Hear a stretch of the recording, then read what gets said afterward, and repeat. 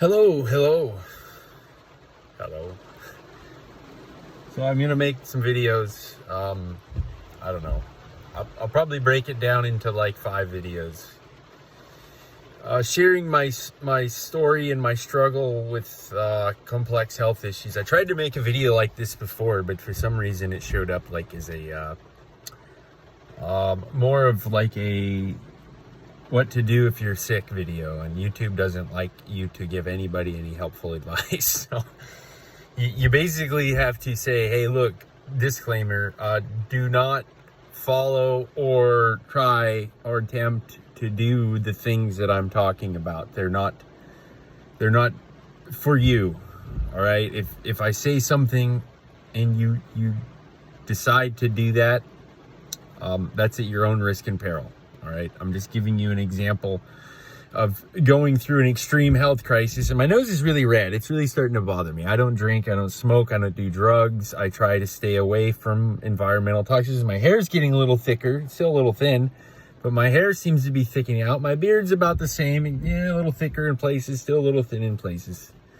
So, nevertheless, I want to document and try to detail. Now, I hate people that over explain on intro. All right. I lose my attention almost right away, but this is kind of important, to illustrate what I'm trying to talk about. And then I'll just say what I need to say, and hopefully we'll keep these down to about 5-10 minutes tops. If you're interested, you can always ask me questions. I don't mind helping people. But like I said, it will have to be off YouTube, outside of YouTube, because I'm not here to give medical advice, okay? That's not a doctor. I don't have a PhD. I just have the School of Hard Knocks experience going for me, and that's it. So, I want to make these videos to honor God. That's my first and foremost thing. God is my rock. God is my refuge. God is the one directing me. God is the one I pull strength from. God is the one who's helped me out of terrible situations time and time again when I should be dead. Clinically, absolutely, physically dead. Okay, I'm going to say that right now with all seriousness, with all sternness, with all the clarity, that the things that I went through inside my body were so out of control and so crazy and so unexplainable simultaneously while my support network attacked me. The people that were supposed to be there for me abandoned me, neglected me, and left me to die. My organs were not functioning properly. It's serious business. If somebody's going through a health crisis, you leave them alone or you help them. You don't make it worse for them. That's disgusting behavior. I want to call that out first and foremost. And with the same amount of seriousness as the fact that I attribute any and all success I've had in what I've done to Jesus Christ. Okay, that's just the bottom line. So the other aspect of this is I want to make videos for my daughter. She kind of mentioned it to me. She's very insightful. It's so lovely to just watch her blossom, even though I'm not around a lot because of circumstances. But I do want to make videos for her sake and possibly to give her insight into health if she ever, wants to know what I think about health. And I'd like to document that for her, to have like a living record in case, the unforeseeable happens. As of this moment, as of this point in time, I don't think that the unforeseeable is going to happen, but the world is a volatile place and you never know. So I believe that God has a plan for my life. I believe that there's purpose in this. I believe, yet again, I don't want to beat a dead horse here, but I have to cover my bases. So breaking it down, I developed rapidly in 2021, 2022, about a 5-month span around the time that the vaccine came out. Okay, I'm not saying anything. Okay, I'm not telling you anything about anything. There's just around the time that the vaccine came out, I became very sick. The first symptoms were extreme anxiety. I was actually on a fishing trip or going on a fishing trip. And out of the blue, I developed rapid anxiety. Now, my health was kind of not great at this time, but not poor. I drank a lot. I didn't eat well. I had some damage from, manual labor. And I all of a sudden developed anxiety rapidly, which developed into tinnitus rapidly, which also further degraded into diverticulitis and heart issues. and hospital stays, and intense pain in my body, nightly vomiting, tachycardia, regular heart rate, and things of that nature. So in about a 5 or 6 month period of time, I went from no symptoms outside of, I had carpal tunnel arthritis and stuff, but I didn't, it became amplified. So, and my lungs started filling up with fluid. I could feel them. That was probably somewhere, I would guess, around November, December of that year, 2021. I could feel my lungs filling up with fluids. I felt like I was drowning. I was driving to work. And it was unexplainable. No environmental exposures. I did not smoke. I quit drinking. I wasn't doing any drugs at that time. My job didn't change. I'm a tower crane guy. I do tower crane stuff. So my body was rapidly decaying fast, and I developed GERD, acid reflux, malabsorption, a little bit of constipation, not much. I had holes in the sides of my intestines, so things were spilling out. Heart issues, lung issues, breathing issues.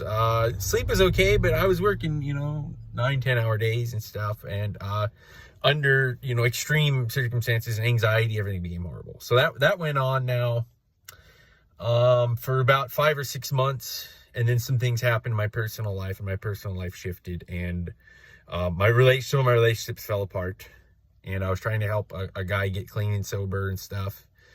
And that was kind of a reoccurring theme throughout this time, before and after. For a while, I was helping a friend out, and I was getting closer to God and submitting my life to God and his plan for my life. And I was putting away sin as best I could, and I was repenting and giving account of my sin to the people that I'd hurt and lied to. So I took full accountability of my life, and there's people, who know about pretty much everything, or at least 95% of things I was doing, and accurate, very accurate, in-depth descriptions. There's no, I stopped lying. I became accountable. Around this time, and a little after, during, the health crisis, I became accountable. And I started to seek God and God's will for my life. And I started to recklessly abandon certain things, but, try to be accountable to the daily life. I did what I could, and this went on for a while, and I began to fast. Was like one of the first things I did to get better, was fasting. I went to doctors. I spent $60,000 over like 3 years on doctors, and I read online. They gave me some meds. I didn't really want to take them, so I avoided that as much as possible. But I would drink some fruit juice, or I would eat something, and I would vomit it up, and I would feel like something was attacking my insides, and that went on for like 6 months until I started fasting. So the first thing that I really did to get better is I started fasting. I did a 3-day fast, and that helped to heal my diverticulitis. It probably did like 50% of the healing in like one time, because I was able to kind of tolerate some foods again, and I would eat salmon. Salmon's a pretty safe food for most people. Yet again, disclaimer, I'm not telling you how to heal, okay? I'm not telling you to eat salmon. It's none of my business what you eat. This is not medical advice. This is just what I read that I did for me, full disclosure, for the algorithm of the YouTube. This is what I read, and this is how I treated my health problems. Okay, this is a documentary about it. This is in no way an expose to tell you how to treat your health problems. That's not what this is. This is documentation and sharing a lived experience to tell my story. That's it. So, fasting healed my diverticulitis over time. It took about 6 months of 3-day-a-week fasting, and I went from throwing up and vomiting nightly to complete remission of vomiting. And that started around the end of 2022. I want to say probably around October. I got a new job because I about lost my house. So I got a new job, and I was working for a great contractor, and I was super happy. I was down in, I was on 405. Forget the name of the area. It's a really nice area. It's a business area, but we're building townhouses and stuff. It's the way of the world. 15-minute cities and stuff. It's the way of the world. So wait, you know, that's kind of what this is. It's like precursor to that. Like, it wasn't that complicated, but not important. So I was working for a great contractor, and I was very happy, and I was underpaid, but I had a lot of power and authority, and a lot of crazy things happened during that time. But I got really serious, and I lost probably about 40, 50 pounds there. I was there for probably about 4 months, probably like October, November, December, January, longer than that. I was there for about 5, almost 6 months. I was there till about April, and they actually allocated more money for me to come and work for them. They loved me, and I loved them too, but I was being underpaid. My company was treating me like garbage. So I got a better opportunity, a significantly better opportunity moving into 2023. So around that time, I stopped vomiting. That was around April, May. Changing gears here, been fasting 3 days a week, working about 50 to 52 hours a week, 48, 52, you know, they liked me. I got there early. I opened up the gates for them. I was like a superintendent, walk on, walk off superintendent, moving guy. I operated forklifts and stuff. I redeemed myself on the forklift because I had some incidents with the forklift years prior. I had some tricky situations, some bad things almost happened, but I was fighting a lot of things that I didn't understand at the time. So I did the best I could, and I prayed and I sought God, and God saved me again on that job from trouble and from things going afoul. So yet again, a bunch of things happened, and God really came in clutch for me yet again. There's times where you need a safety net, and that is God. So to close that out, I had healed some things, some diverticulitis, from the point of 2022, about April to 2023, about May, I healed diverticulitis. And then I learned some things, which I'll carry on in the next video. But like I said, this is segments. I'm going to break this down into segments and what I did and what worked. Fasting worked. Very stringent, very strong fasting. I don't recommend that for you. I'm just telling you what I learned worked for me to heal. And fasting really did. 3 days a week, 100%. A lot of people can't do that. People can't fast. I'm not telling you you can. I'm not telling you you can't. Yet again, I have to beat that algorithm to death because YouTube will ban you or remove your video content if you try to tell people how to handle their their health problems. I'm not doing that. I'm just sharing. I have to reiterate that. It's sad that this is what it's come to, but if you want to share things, you can't just tell people things nilly-willy and tell them, oh, you can do this and you'll get better. No, that's not true. And that's not true anyways. That's disingenuous. In order to heal, you have to, in my opinion, work with people that know what they're doing and discover problems over time. And that's all I'll say about that yet again.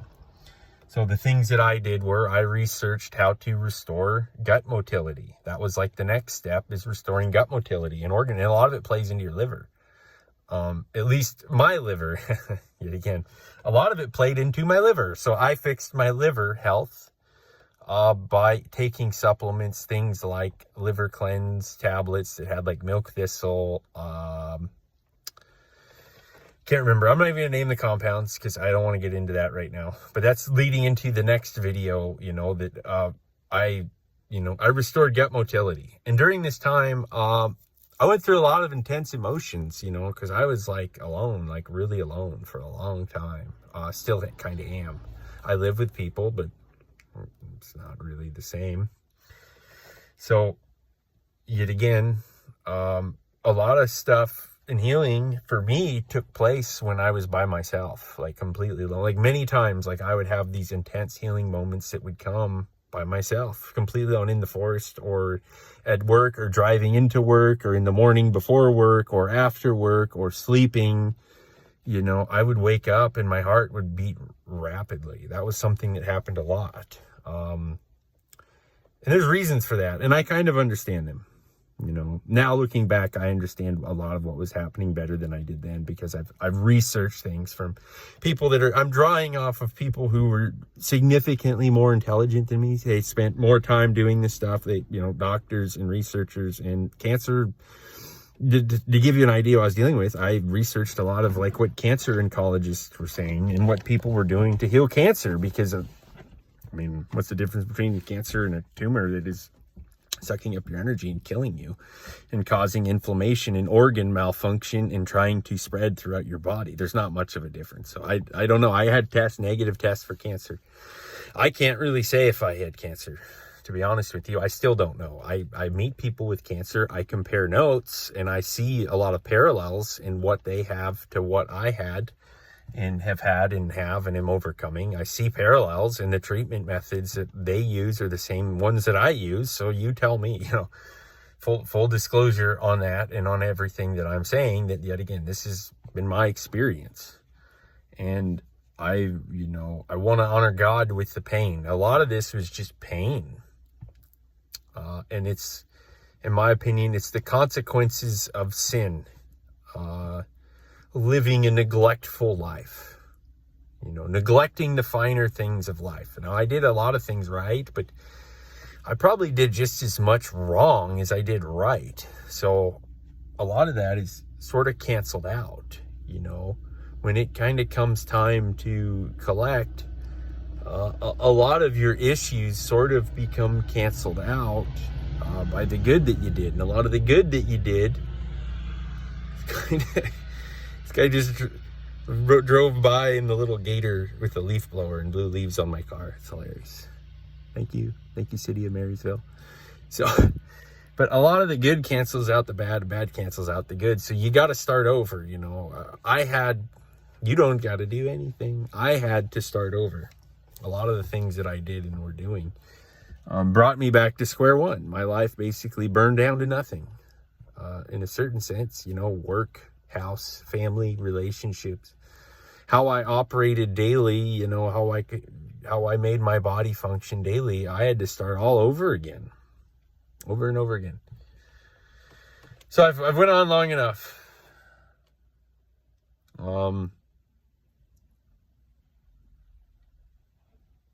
There's probably a lot of rambling in there, probably some, I don't know. I'm going to try to streamline my videos as best I can. All right. So I might even chop this up a little bit, but basically in about a year's time, I fixed probably 50% of my digestion. And then I started to learn how to fix other organs, other things, liver, and then kidneys, because your uric acid levels will go high. I have found that my body's uric acid levels began to get higher as I healed. And doctors will tell you that that is bad and it will kill your kidneys and it's a bad sign and it'll put a lot of stress on you. Well, my kidney tests were all at or near 100% function for any age, not 37, not 38, for any age. And my kidneys were at probably 60% health when I started. So, law of unintended consequences. As you heal one area, another area will usually get better in my body, which was cool. So you set out to heal. So I set out to heal one thing, and I began to heal multiple things. And my carpal tunnel went away. Shit again. We'll get into that later, because I don't want to make it too complicated. I don't want to spread out too many rabbit holes.